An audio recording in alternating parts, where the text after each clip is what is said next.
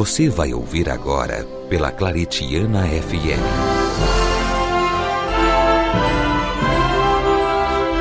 Reflexões da vida, com o diácono Irmão Francisco. Caros ouvintes da FM Claretiana, quem vos fala é o diácono Irmão Francisco. E vamos refletir hoje sobre outra parábola, onde Jesus usa uma expressão: ser sal da terra e ser luz do mundo. O Evangelho de Jesus, quando for proclamado e vivido verdadeiramente, ele sempre incomoda, tanto para quem o prega, quanto para quem vive, como para aquele que escuta. Pois ele é como uma luz que brilha na escuridão. E quando a luz brilha, ela revela o verdadeiro ser das pessoas e das coisas. Santo Agostinho dizia: atemoriza-me o que sou para vós, consola-me o que sou convosco, porque eu sou bispo, mas convosco eu sou cristão. O bispo é ofício, o cristão é graça. O bispo pode se tornar um perigo, o cristão é salvação. Então Jesus, quando ele diz essas duas expressões, ser sal da terra e ser luz do mundo, porque tanto o sal como a luz são dois elementos essenciais. Fazem a diferença no mundo. E nós, então, quando Jesus diz que a gente deve ser sal e luz, significa que nós também devemos fazer a diferença na vida das pessoas com as quais nós convivemos. Tanto no aspecto material, quanto no aspecto espiritual. Vejam bem, o sal, ele tem algumas funções. Eu vou destacar 3 funções do sal. Primeiro, o sal dá sabor. Né? Ou seja, o cristão verdadeiro, ele é um instrumento de Deus para dar e trazer alegria, trazer paz, trazer esperança para o mundo cheio de desilusão, afastar a tristeza, a decepção. Ou seja, dar sabor à vida das pessoas. É como o sal faz com a comida. E veja bem que o sal, para dar sabor, ele desaparece. Então, seria muitas vezes nós desaparecermos para que o outro apareça. Para que o outro possa ser, eu deixo de ser. Isso é ser sal. Porque o sal não faz questão de ficar aparecendo. Não, ele some, ele desaparece, você não vê. Mas você sente a ação dele em todo o alimento que ele dá sabor. Segunda função do sal. O sal, ele também afasta inimigos indesejáveis. Isso aqui não é magia, não, gente. Mas veja o exemplo. As carnes muito salgadas, as moscas não sentam. Então, ou seja, a mosca não senta. Então significa também ser sal, que nós possamos afastar dos ambientes onde nós estejamos as coisas que não são boas. Afastar as coisas más, os maus pensamentos, as falas que não constroem, que apenas destroem. E por fim, a terceira função do sal, eu queria dizer que o sal conserva. O sal tem a função, uma propriedade de conservar alimentos. E ele sempre foi utilizado também para conservar. Eu cito aqui um exemplo das peles de porco. Final do ano passado, matamos um porco e fomos cuidar. E lá à tarde, já quase terminando de arrumar tudo, eu peguei aquelas peles, cortei os pedaços compridos, deixei um pouquinho de toucinho e salguei, mas eu gastei mais de 2 kg de sal naquela barra. Salguei tudo, ficou branquinho de sal.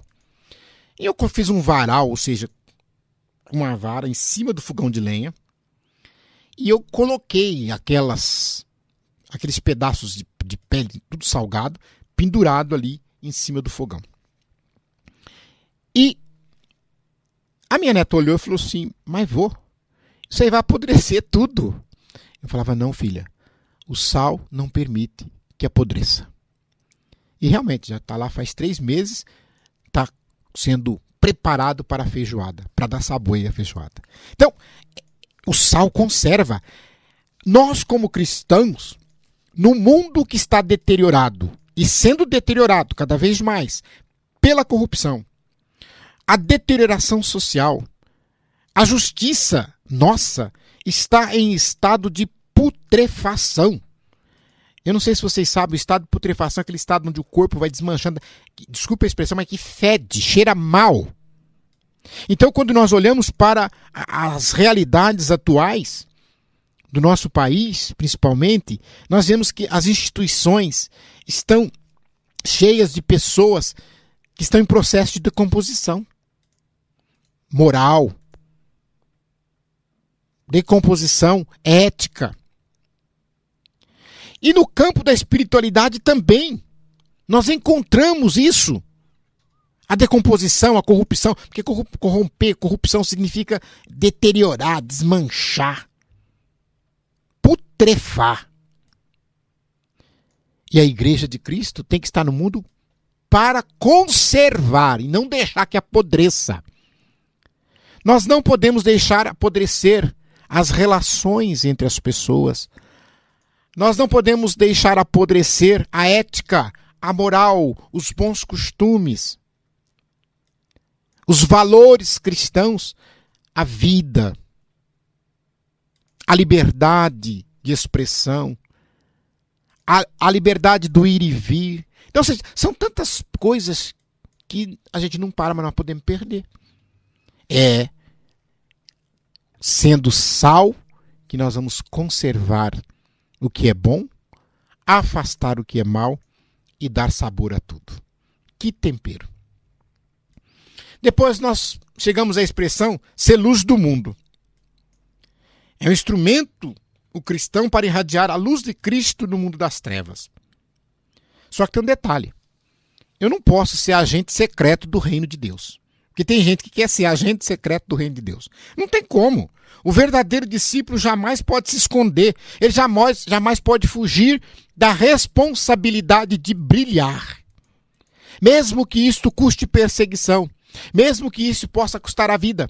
Vocês conhecem aquela historiazinha do vagalume e da cobra? Não vou nem contar, porque todo mundo já sabe. Que a cobra persegue o vagalume, ela quer.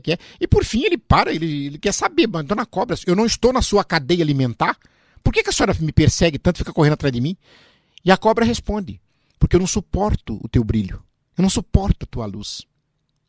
Então, meus irmãos, não existe discipulado secreto, mesmo que isso possa custar perseguição, desentendimentos. Mas o sigilo destrói o discipulado. E o discipulado verdadeiro também destrói o sigilo, ele não é feito. Por isso, se você quer ser agente secreto do reino de Deus, eu vou dar um exemplo. Agente secreto do reino de Deus é aquela pessoa que vai para a igreja, mas tem uma turma de amigos que não pode ver ele entrar na igreja. Não pode saber que ele frequenta a igreja. Às vezes ele frequenta até longe para ninguém ver. E quando ele sai da igreja, ele apaga tudo que tem de que possa identificá-lo como cristão. É agente secreto. E não funciona. E quando nós falamos de luz, a luz tem também várias funções, mas eu vou pegar 3 funções importantes da luz. Primeiro, iluminar. Que é a que nós mais conhecemos. Segundo, aquecer. Terceiro, sinalizar. Na exortação apostólica Evangelii Nuntiandi, do Papa Paulo VI, ele diz que o mundo, apesar de rejeitar Deus, mas paradoxalmente ele procura Deus. O mundo pede evangelizadores. O mundo pede a ação da igreja. O mundo cobra Deus. Tem até a piadinha, né? Do ateu que não acreditava em Deus, mas quando viu uma situação desesperada, a primeira coisa que ele disse é: Deus me ajude. Clamou Deus. O mundo quer a ação de Deus, embora rejeite Deus. Nós não podemos olhar para o mundo que reclama e espera de nós a simplicidade da vida, o espírito da oração, a caridade para com todos, especialmente para com os pequeninos, para com os pobres, o desapego de nós mesmos, Sem esta marca, dificilmente vamos atingir o coração do homem dos nossos tempos. Quando nós olhamos e falamos que a luz ilumina, significa ela acaba com as trevas. E eu costumo dizer que treva não existe. A definição melhor que eu tenho para as trevas é ausência de luz. Porque se eu tenho um quarto escuro, se você acende uma luz, pergunto eu, para onde foi as trevas? Elas se dissiparam. Porque a luz, ela acaba com as trevas. A luz, ela coloca tudo às claras. Aquilo que está escondido aparece. É por isso que eu vi um post esses dias. Um ateu dizia: vocês cristãos creem em Deus porque têm medo das trevas. E aí o cristão respondeu: e vocês não creem em Deus porque têm medo da luz. Porque a luz coloca tudo às claras. A luz mostra o que está errado para que a gente possa corrigir rotas. A luz ilumina. Quando eu disse que a luz aquece, sim, a luz aquece, ela produz calor. E o cristão é aquele que também, por onde passa, aquece os corações, aquece os corpos também, fisicamente falando, com o seu abraço, com o seu aperto de mão. É o cristão sendo luz que ilumina, o cristão sendo luz que aquece. E depois sinaliza. O exemplo que nós temos mais claro, o farol. Aqueles que estão na escuridão do alto mar, quando avistam o farol, avistam a luz. As setas que indicam para a direita e para a esquerda, então, ou seja, a luz que também é indicador. Então, o cristão também é chamado a ser não só luz que ilumina, luz que aquece, mas luz que mostra o caminho. O caminho para fazer o reino de Deus acontecer. O caminho do bem. É preciso a espiritualidade para buscar, através de um esforço consciente. Não fica esperando vir anjo do céu, cair raio na tua cabeça para você fazer o bem, não. Tenha consciência de que você, como filho e filha de Deus, é chamado a ser sal, é chamado a ser luz na vida das pessoas, a começar por aqueles que estão ao teu redor, aí na tua casa. Que você possa pedir a Deus essa graça. Que você possa usar as armas que Deus coloca à nossa disposição. Eu lembro que eu sou militar de formação, mas se perguntava assim, quais são as armas do soldado para a guerra? O soldado para a guerra ele vai usar revólver, fuzil, espada, metralhadora, bomba, canhão, um monte de coisa. É um monte de armas aí. E agora tem arma também, química e etc. Então.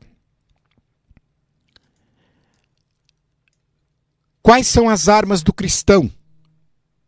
A palavra de Deus, Eucaristia, sacramentos, oração, vida de penitência. Essas são as armas que nós temos.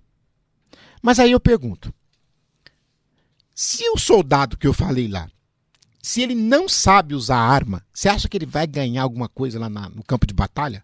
Ele vai ser derrotado com arma e tudo. Ele pode estar com o revólver na mão, com a metralhadora na mão. Se ele não sabe acionar, se ele não sabe como é que funciona, o inimigo vai vir, vai bater nele, vai matá-lo e ainda vai tomar a metralhadora dele. Então, se nós cristãos não sabemos usar os instrumentos que temos à nossa disposição, nós também seremos derrotados.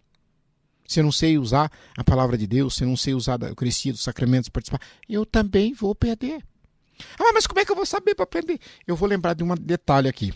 Quando nós tínhamos aulas de tiro, eu lembro que eu quase fui reprovado, e aí depois eu fui descobrir, mas era problema de vista, não sabia, eu não usava óculos. E eu não conseguia acertar o alvo. E aí o comandante disse para mim, olha, você vai ser reprovado. E aí, mas ele me ajudou e falou assim, procura um médico. E aí eu fui procurar descobrir que já estava com a miopia avançada. Mas tinha um companheiro meu, que ele não sabia, porque ele morria de medo da arma, ele não conseguia pegar a arma, ele tremia quando ele pegava a arma. E o comandante falou para ele, olha, não dá para ser militar assim, você tem medo de arma, eu vou ter que te mandar embora. E ele chorava, eu preciso disso aqui. E o comandante falou para ele, então eu vou fazer um teste com você, olha, eu vou tirar todas as munições, tá? Eu vou te deixar a arma com você, Para você perder o medo, você tem que ser íntimo dela. Mas como ser íntimo dela? Você vai fazer o seguinte, você vai dormir com ela. Você vai abraçá-la de noite, você vai pôr embaixo do travesseiro, você vai encosta no seu rosto, olha, você fuça, você abre, você vira de cabeça para baixo, você vai, aí você vai perder o medo. Porque você está com medo que você não conhece, mas a hora que você conhecer, você perde o medo. E dito e feito. Ele fez isso, né? E depois se tornou um exímio atirador e um excelente militar. Então, ou seja, ele teve intimidade. E nós, para sabermos usar as armas do cristão, nós precisamos ter intimidade com ela. Bíblia não foi feita para enfeitar instante. Terço não foi feito para ser colar no pescoço. Camiseta de santo também não foi feita para souvenir. Comungar sem confessar é brincadeira. Como diz o Papa Francisco, ir à igreja e sair da igreja falando mal dos outros, também está tudo errado. Então a pergunta que nós fazemos, como você tem usado? Se você está usando corretamente? Porque se você não aprender como usar essas armas do cristão, você jamais será sal da terra, você jamais será luz do mundo. Fiquem com Deus. Reflexões da vida, com o diácono Irmão Francisco.